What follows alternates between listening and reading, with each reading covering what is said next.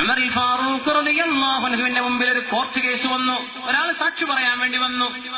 സാക്ഷി പറയാൻ വന്നപ്പോ ചോദിച്ചു, നിനക്ക് സാക്ഷി പറയാൻ ആരെങ്കിലും ഉണ്ടോ? നിന്നെ നമുക്കറിയില്ല, നീ ആരാണെന്ന് പറഞ്ഞുതരാൻ പറ്റിയ ആള്, നിന്നെ പരിചയമുള്ള ആരെങ്കിലും ഒരാളെ കൊണ്ടുപോകാന്ന് പറഞ്ഞു. ആള് പറഞ്ഞു, എനിക്കൊരാളെ അറിയും. അറിയോ? അറിയും. എന്തറിയും? എനിക്കാണ് നല്ല പരിചയമുണ്ടെന്ന് പറഞ്ഞു. അയാളെ പറ്റുമോ? കൊണ്ടുവന്നു. ഉമർ റളിയല്ലാഹു അൻഹു ചോദിച്ചു, ഇയാളെ നിനക്കറിയുമല്ലേ? എങ്ങനെ അറിയും? ഹൽ സാഫറത മഅഹ്, നിങ്ങൾ ഇയാളുടെ കൂടെ യാത്ര പോയിട്ടുണ്ടോ? ഒന്നാമത്തെ ചോദ്യം. ഇല്ല,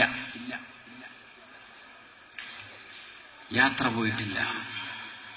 അമൽത മഅഹു ബിദ്ദീനാരി വദ്ദിർഹം, പൈസയുടെ ഏർപ്പാട് വല്ലതും ഇയാളുമായി നടത്തി നോക്കിയിട്ടുണ്ടോ? പറഞ്ഞില്ല. അത് കച്ചവടം അങ്ങനെയൊന്നുമില്ല, ബന്ധമൊന്നുമില്ല. ഉമർ റളിയല്ലാഹു തആല അൻഹു പറയാ, ലാ തഅരിഫു ലഅല്ലക റഅയ്തഹു യുസല്ലി ഫിൽ മസ്ജിദ്. അതാണ് വാക്ക്. നിനക്ക് ഇയാളെ പറ്റി ഒരു ചുക്കും അറിയില്ല. നീ ഇയാൾ പള്ളിയിൽ നിസ്കരിക്കണതേ കണ്ടിട്ടുണ്ടാവുള്ളൂ. ഇതൊന്നും നിന്റെ അറിവല്ല. എന്റെ യാത്ര പോയാൽ ഒറിജിനൽ സ്വഭാവം പുറത്തു വരുന്ന ഈ ഉംറ കൊണ്ടുപോകുന്ന ഉസ്താദന്മാർക്ക് ശരിക്കും അറിയാൻ പറ്റുന്നത്. ഇങ്ങനെ ക്ഷമ കെട്ട് കെടുമ്പോ തനി സ്വഭാവം പുറത്തു വരുന്ന. മറ്റേതൊക്കെ ഞാനിപ്പോ നിങ്ങളുടെ എത്ര നല്ല മനുഷ്യനാണ്, എന്റെ ഒറിജിനൽ സ്വഭാവം എന്റെ പുരക്കാരോട് എന്റെ ഭാര്യ മക്കളോട് ചോദിച്ചാലേ അറിയാൻ പറ്റുള്ളൂ. ഞാൻ മൈക്കിന്റെ മുമ്പിലാണ്. ഞാൻ ഇവിടെ എന്തെങ്കിലും കോപ്രായത്തരം കാട്ടിയ കമ്മിറ്റിക്കാരനെ വിടുവോ? ഇല്ല. അപ്പൊ ഞാൻ നല്ല മനുഷ്യനാണ് നിങ്ങളെ മുമ്പിൽ. നിങ്ങളെ കണ്ണിൽ ഞാൻ എന്തോ നല്ല മനുഷ്യനാന്നാ. ഞാൻ ഒറിജിനലായി നിൽക്കുന്നത് എന്റെ കുടുംബത്തോടൊപ്പം. അവിടെ ആരും പേടിക്കാനില്ലല്ലോ. അവിടെ ഞാൻ നല്ലവനാണോ അതാണ് എന്റെ സ്വഭാവം. അല്ലാതെ ഈ കാണുന്നത് മൈക്കിന്റെ മുമ്പിൽ കാണുമെന്നല്ല.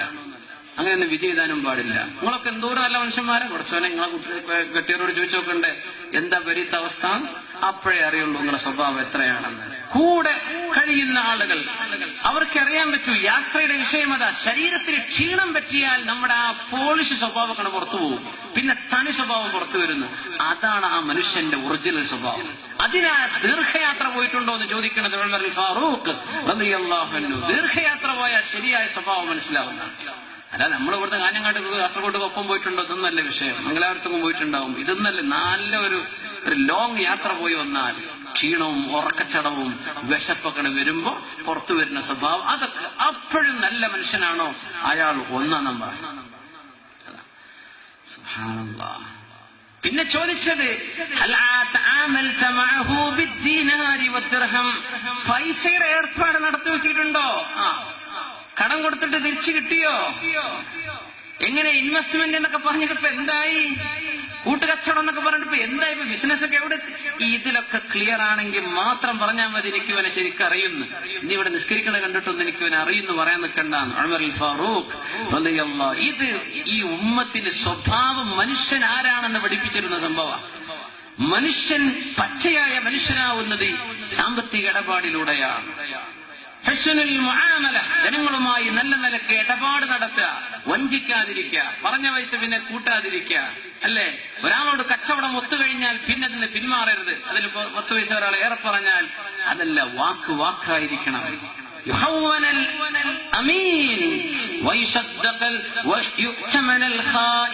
വഞ്ചിക്കുന്ന മനുഷ്യരെ വിശ്വാസമുണ്ട്. അങ്ങനത്തെ കാലം. സത്യം പറയുന്നവന് വിശ്വാസമില്ല. ഇതൊക്കെ വരുന്നത് അന്ത്യനാളിന്റെ അടയാളമെന്ന് അഷ്റഫുൽ ഖൽഖ് റസൂലുള്ളാഹി സ്വല്ലല്ലാഹു അലൈഹി വസല്ലം. صلوا على النبي محمد وآله. اللهم صل على سيدنا محمد وعلى آل سيدنا محمد وبارك وسلم عليه.